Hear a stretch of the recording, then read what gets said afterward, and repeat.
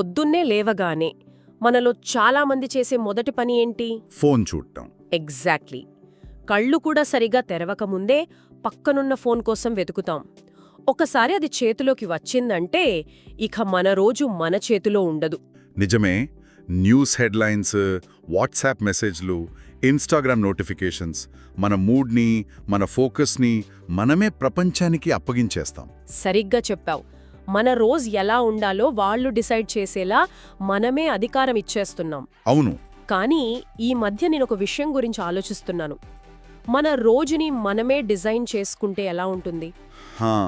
Interesting. బయట ఏం జరుగుతుందనే దానిమీద కాకుండా మన లోపల, మన తలలో ఏం జరుగుతుందనే దానిమీద ఫోకస్ చేస్తే మనతో మనం మాట్లాడుకునే మాటలతోనే మన రోజంతా ఆధారపడి ఉంటుందనే ఒక పవర్ఫుల్ కాన్సెప్ట్ ఉంది. అవును, ఇది చాలా డీప్ ఐడియా. మనం మనతో చెప్పుకునే మాటలు మనసులో నాటిన విత్తనాల్లాంటివి. విత్తనాల లాంటివా? అవే మన ఆలోచనలను, మన యాక్షన్స్ని, చివరికి మన డెస్టినీని నిర్మిస్తాయి. ఇది ఏదో కొత్తగా కనిపెట్టింది కాదు. ఓకే. వేల సంవత్సరాల క్రితమే మార్కస్ ఆరెలియస్ లాంటి స్టోయిక్ తత్వవేత్తలు ఇదే చెప్పారు. మన జీవితంలోని ఆనందం మన ఆలోచనల నాణ్యతపై ఆధారపడి ఉంటుంది అని. వావ్! అంటే మన ఇన్నర్ వరల్డ్ మన ఔటర్ వరల్డ్ని క్రియేట్ చేస్తుందని వాళ్లకు అప్పుడే తెలుసు అన్నమాట. అంతే. ఇప్పుడు మోడర్న్ సైన్స్ కూడా దీన్నే సపోర్ట్ చేస్తోంది. న్యూరోప్లాస్టిసిటీ అనే కాన్సెప్ట్ కదా? ఎగ్జాక్ట్లీ. న్యూరోప్లాస్టిసిటీ అంటే సింపుల్గా మన బ్రెయిన్ ఒక మట్టి ముద్ద లాంటిది. దాన్ని మనం కావాల్సినట్టుగా మార్చుకోవచ్చు. ఓ. మనం పదే పదే చేసే ఆలోచనలు మన బ్రెయిన్లో బలమైన న్యూరల్ పాత్వేస్ని, అంటే హైవేల లాంటి దారులను క్రియేట్ చేస్తాయి. అంటే రోజూ ఒకే దారిలో నడిస్తే అది పర్మనెంట్ రోడ్గా మారినట్టు. పర్ఫెక్ట్. అంటే మన బ్రెయిన్ని మనమే రీప్రోగ్రామ్ చేసుకోవచ్చు. ఈరోజు మనం అలాంటి 5 సింపుల్ కానీ లైఫ్ చేంజింగ్ ఐడియాల గురించి మాట్లాడుకుందాం. సూపర్. మొదటిది ఏంటి? మొదటిది, నా స్పందన నా ఎంపిక. I choose my response. ఇది చాలా ఫండమెంటల్. జీవితంలో అనుకోనివి జరుగుతాయి, కష్టాలు వస్తాయి, వాటిని మనం ఆపలేం. కరెక్ట్. అవి స్టిమ్యులస్. కానీ ఆ జరిగిన దానికి ఎలా స్పందించాలి అంటే రెస్పాన్స్, అది పూర్తిగా మన చేతుల్లో ఉంటుంది. నిజమే. చాలామందికి ఈ రియాక్షన్కి రెస్పాన్స్కి మధ్య తేడా తెలీదు. రియాక్షన్ అంటే ఆటోమేటిక్. అవును, ఆలోచించకుండా కోపం, బాధ వచ్చేస్తాయి. కానీ రెస్పాన్స్ అంటే ఆలోచించి స్పృహతో ఇచ్చేది. విక్టర్ ఫ్రాంకల్ అని ఒక సైకాలజిస్ట్, ఆయన చెప్పిన ఒక అద్భుతమైన మాటుంది కదా దీని గురించి. ఆయన నాజీ కాన్సంట్రేషన్ క్యాంప్స్లో సర్వైవ్ అయ్యారు. ఆయన చెప్పింది ఏంటంటే, స్టిమ్యులస్కి మరియు రెస్పాన్స్కి మధ్య ఒక ఖాళీ, ఒక స్పేస్ ఉంటుందట. ఒక స్పేస్. ఆ స్పేస్లోనే మన స్వేచ్ఛ, మన ఎదుగుదల, మన శక్తి ఉన్నాయని. వావ్! ఆ గ్యాప్ని గుర్తించడమే మొదటి విజయం అనుకుంటా.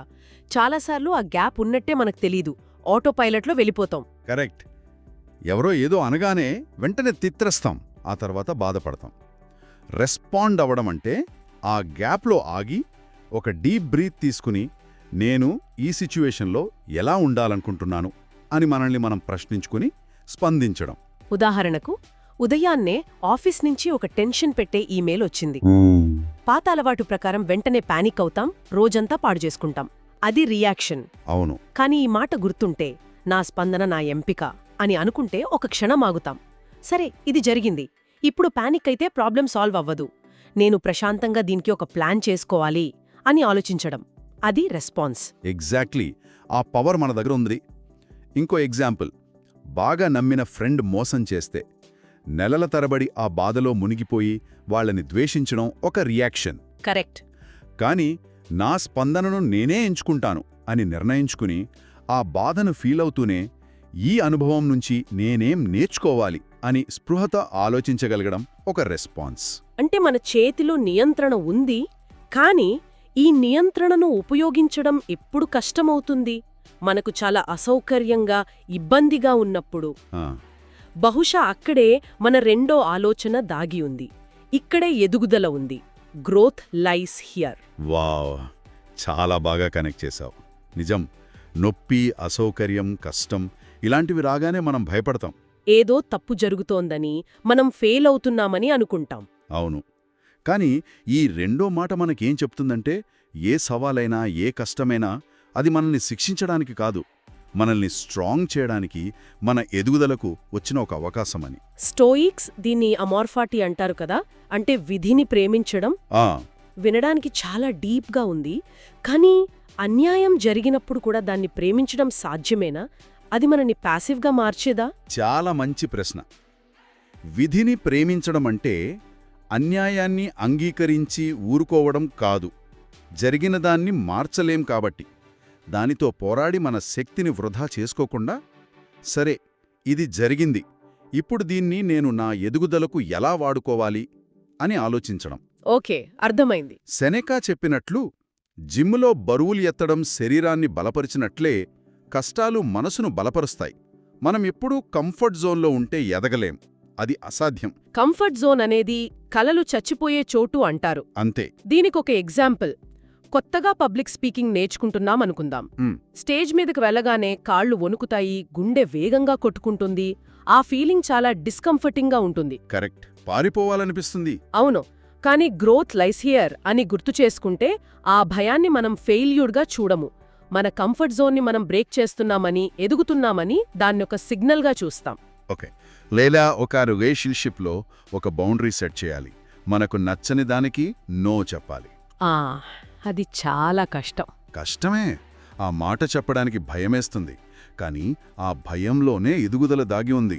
మన కోసం మనం నిలబడుతున్నామని అర్థం.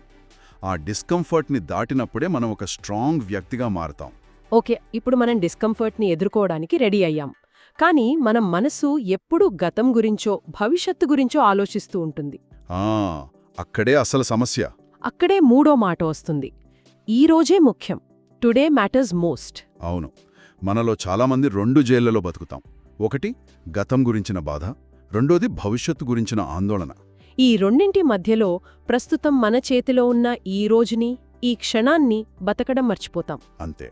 నిన్న అనేది ఒక జ్ఞాపకం, రేపనేది ఒక హామీలేని వాగ్దానం. మన చేతిలో ఉన్నది, మన పవర్ అంతా ఉన్నది ఈ రోజు, ఈ క్షణంలో మాత్రమే. నిజమే. ఉదయం లేవగానే ఈ వారం చేయాల్సిన పనులన్నీ గుర్తొచ్చి టెన్షన్ మొదలవుతుంది. అన్నీ గుర్తొచ్చి ఓవర్వెల్మ్ అయిపోతాం. ఎగ్జాక్ట్లీ. టుడే మ్యాటర్స్ మోస్ట్ అని మనకు మనం చెప్పుకున్నప్పుడు మన ఫోకస్ అంతా వర్తమానం మీదకు వస్తుంది. అంటే సరే, ఈ వారంలో చాలా పనులున్నాయి, కానీ ఈరోజు నేను ఏం చేయగలను అని. కరెక్ట్. ఆ పెద్ద కొండలాంటి పని చిన్న చిన్న స్టెప్స్గా మారిపోతుంది. టెన్షన్ తగ్గుతుంది, క్లారిటీ వస్తుంది. అలాగే గతంలో చేసిన తప్పులు పదే పదే గుర్తొచ్చి వేధిస్తున్నప్పుడు కూడా ఇది హెల్ప్ అవుతుంది. Guilt feeling. అవును. టుడే మ్యాటర్స్ మోస్ట్ అనేది గతాన్ని వదిలేసి ఈ రోజు మీద ఫోకస్ చేయడానికి మనకు మనమే ఇచ్చుకునే ఒక పర్మిషన్ లాంటిది. కరెక్ట్. ఈ రోజుని సరిగ్గా జీవించడం ద్వారానే మనం మంచి భవిష్యత్తుని నిర్మించుకోగలం. So focus on today. ఈ రోజు మీద ఫోకస్ చేయడం, ఈ రోజు మనం ఎలా ఉన్నామో దాన్ని యాక్సెప్ట్ చేయడం, ఇది నెక్స్ట్ పాయింట్కి కనెక్ట్ అవుతుందనుకుంటా. ఏంటది? ఇది నాకు చాలా పర్సనల్గా కనెక్ట్ అయ్యింది. 4ది, నేను చాలు. I'm enough. ఇది ఈ రోజుల్లో చాలా అవసరమైన మాట. ఎందుకంటే మన సమాజం, సోషల్ మీడియా మనలో ఎప్పుడూ ఒక ఫీలింగ్ని క్రియేట్ చేస్తాయి. నువ్వు సరిపోవు అని. అవును. నువ్వు ఇంకా సన్నగా ఉండాలి, ఇంకా ఎక్కువ సంపాదించాలి, వాళ్ళలా సక్సెస్ అవ్వాలి, అప్పుడే నీకు విలువ అని. అవును. ఆ నాట్ ఎనఫ్ ఫీలింగ్ మనల్ని ఎప్పుడు వెంటాడుతూ ఉంటుంది. అదొక అబద్ధమని తెలిసినా దాన్ని నమ్మేస్తాం. ఇక్కడ ఒక సైకలాజికల్ విషయం ఉంది. సోషల్ మీడియా మనలో సామాజిక పోలిక, అంటే సోషల్ కంపారిజన్ అనేదాన్ని ఒక ఆయుధంగా వాడుకుంటుంది. ఓకే. మనం ఇతరుల సక్సెస్ స్టోరీలు చూసినప్పుడు మన బ్రెయిన్ నువ్వు వెనుకబడిపోయావు అనే సిగ్నల్ని పంపుతుంది. ఐఎమ్ ఎనఫ్ అనేది ఈ ఒత్తిడిని స్పృహతో ఎదుర్కోవడానికి ఒక పవర్ఫుల్ టూల్. నేను చాలు అనడమంటే నేను పర్ఫెక్ట్ అని కాదు కదా. అస్సలు కాదు. ఐఎమ్ ఎనఫ్ అంటే ఐఎమ్ పర్ఫెక్ట్ అని కాదు. ఐఎమ్ హోల్ అంటే నా బలాలు, బలహీనతలు, నా విజయాలు, నా ఫెయిల్యూర్స్ అన్నీ కలిపితేనే నేను. మన విలువ మన చేసే పనుల మీద ఆధారపడి ఉండదు అని. అంతే. అది మనకు పుట్టుకతోనే వచ్చింది. దాన్ని ఎవరూ తీసివేయలేరు. అయితే ఇక్కడ నాకొక సందేహం వస్తుంది. ఒకవేళ మనం ఐయామ్ ఇనఫ్ అనుకుంటే మనల్ని మనం ఇంప్రూవ్ చేసుకోవడం ఆపేస్తామేమో, సోమరిగా మారిపోతామేమో అనే భయం ఉంటుంది కదా. ఇది చాలా కామన్ డౌట్. కానీ నిజానికి దీనికి రివర్స్లో జరుగుతుంది. ఎలా? ఎప్పుడైతే మనం నేను సరిపోను అనే భయంతో పనిచేస్తామో మనం ఎప్పుడూ ఇతరుల అప్రూవల్ కోసం పనిచేస్తాం. అది చాలా స్ట్రెస్ఫుల్. నిజమే. కానీ మనం ఐఆమ్ ఎనఫ్ అనే నమ్మకంతో పనిచేసినప్పుడు మనం భయంతో కాదు, ప్రేమతో పనిచేస్తాం. మనల్ని మనం ప్రూవ్ చేసుకోవడానికి కాదు, మనల్ని మనం ఎక్స్ప్రెస్ చేసుకోవడానికి పనిచేస్తాం. అప్పుడు ఎదుగుదలనేది ఒక ఆనందకరమైన ప్రయాణమవుతుంది. వావ్! ఇది చాలా పెద్ద షిఫ్ట్. అంటే మనల్ని ఎవరైనా క్రిటిసైజ్ చేసినప్పుడు కూడా వాళ్ళ అభిప్రాయం కేవలం వాళ్ళ అభిప్రాయమే, అది నా విలువను డిసైడ్ చెయ్యదు అని అనుకోగలుగుతాం. ఎగ్జాక్ట్లీ. మన లోపల ఉండే ఆ ఇన్నర్ క్రిటిక్ని కూడా మనం హ్యాండిల్ చేయగలుగుతాం. నేను నిన్ను వింటున్నాను గాని నీ మాట నమ్మను, ఎందుకంటే ఐఎమ్ ఎనఫ్ అని చెప్పగల ధైర్యాన్నిస్తుంది. ఓకే, మొదటి పాయింట్లో మన స్పందనను మనమే ఎంచుకోవచ్చు అన్నాం. ఈ చివరి 5వ పాయింట్ దానికి రెండో వైపు లాంటిది అనిపిస్తుంది. అంటే కొన్నిసార్లు బెస్ట్ రెస్పాన్స్ ఏంటంటే అసలు రెస్పాండ్ అవ్వకపోవడమే.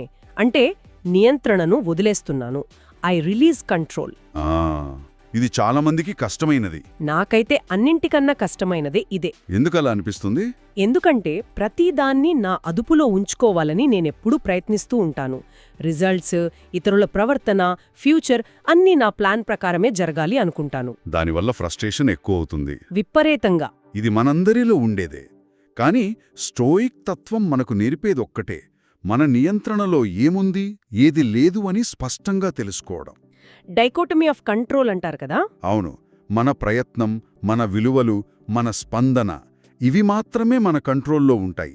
ఫలితాలు, ఇతరుల అభిప్రాయాలు, ఆరోగ్యం, డబ్బు ఇవి మన కంట్రోల్లో ఉండవు. కంట్రోల్ చేయలేని వాటిని కంట్రోల్ చెయ్యాలని ప్రయత్నించడం గాలిని పట్టుకోవాలని ప్రయత్నించడం లాంటిదేమో. పర్ఫెక్ట్గా చెప్పావు. కంట్రోల్ అనేది ఒక భ్రమ. ఆ భ్రమ వెంట పరిగెత్తడం వల్ల బాధ, అలసట తప్ప ఏమీ మిగలదు. ఎప్పుడైతే మనం కంట్రోల్ చెయ్యలేని వాటిని వదిలేస్తామో అప్పుడు మనకు నిజమైన స్వేచ్ఛ, ప్రశాంతత దొరుకుతాయి. ఉదాహరణకు, మనకు ఇష్టమైన వాళ్ళు ఒక తప్పుడు నిర్ణయం తీసుకుంటున్నారు. వాళ్లను మార్చాలని, కంట్రోల్ చేయాలని చూస్తాం. కానీ అది మన చేతుల్లో లేదు.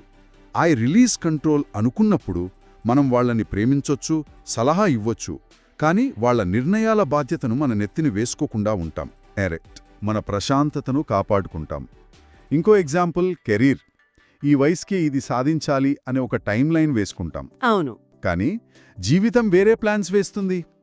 ఆ టైం లైన్ను కంట్రోల్ చేయాలని చూడకుండా మన ప్రయత్నం మనం 100% చేస్తూ ఫలితాన్ని వదిలేయటం నేర్చుకోవాలి. మన పని, ఎఫర్ట్ పెట్టడం వరకే. అవుట్కమ్ మన కంట్రోల్లో లేదు. దీన్ని యాక్సెప్ట్ చేస్తే చాలా భారం తగ్గిపోతుంది. ఓకే, ఒకసారి ఈ 5ంటిని క్విక్గా రివైజ్ చేద్దాం. తప్పకుండా. 1. నా స్పందన, నా ఎంపిక. 2. ఇక్కడే ఎదుగుదల ఉంది. 3. ఈరోజే ముఖ్యం. 4. నేను చాలు. 5. నియంత్రణను వదిలేస్తున్నాను. ఇవి కేవలం పాజిటివ్ మాటలు కాదు, మన మైండ్ సెట్ని రీవైర్ చేసుకోవడానికి వాడే పవర్ఫుల్ టూల్స్. అవును. అయితే ఇదేదో మ్యాజిక్ లాగా ఒక్క రోజులో జరగదు. ఇదొక కమిట్మెంట్, ఒక ప్రాక్టీస్. ప్రతిరోజు, ప్రతి ఉదయం దీన్ని అభ్యాసం చేయాలి. మన బ్రెయిన్ ఎన్నో ఏళ్లుగా ఒకేలా ఆలోచించడానికి అలవాటు పడింది కదా. అంతే. ఆ పాత దారులను వదిలి ఈ కొత్త దారులను నిర్మించడానికి టైము, పేషెన్స్ కావాలి. మధ్యలో మళ్లీ పాత ఆలోచనల్లోకి జారిపోవచ్చు కదా. అప్పుడు ఫెయిల్ అయ్యామని ఫీల్ అవ్వచ్చు. తప్పకుండా జారిపోతాం. అది ఫెయిల్యూర్ కాదు, అది మానవ సహజం. ఓకే. అలా జరిగినప్పుడు మనల్ని మనం తిట్టుకోకుండా, ఓకే, నేను మళ్ళీ పాత ట్రాక్లోకి వెళ్ళాను, పర్లేదు అని గుర్తించి మళ్ళీ ఈ ప్రాక్టీస్ని మొదలుపెట్టడమే ముఖ్యం. దయతో, కంపాషన్తో ఈ జర్నీని కొనసాగించాలి. అంతిమంగా మన మనస్సు ఒక తోట లాంటిది. మనం ఏ విత్తనాలు వేస్తే అవే మొక్కలు మొలుస్తాయి. మనం దానికి రోజూ సరైన సూచనలివ్వాలి. ప్రశ్న ఏమిటంటే, రేపు ఉదయం మన మనస్సుకి మనం ఏమి చెప్పబోతున్నాం? ఈ వీడియో చూసినందుకు ధన్యవాదాలు. దయచేసి మా ఛానల్ని లైక్ చేయండి, షేర్ చేయండి మరియు సబ్స్క్రైబ్ చేయండి.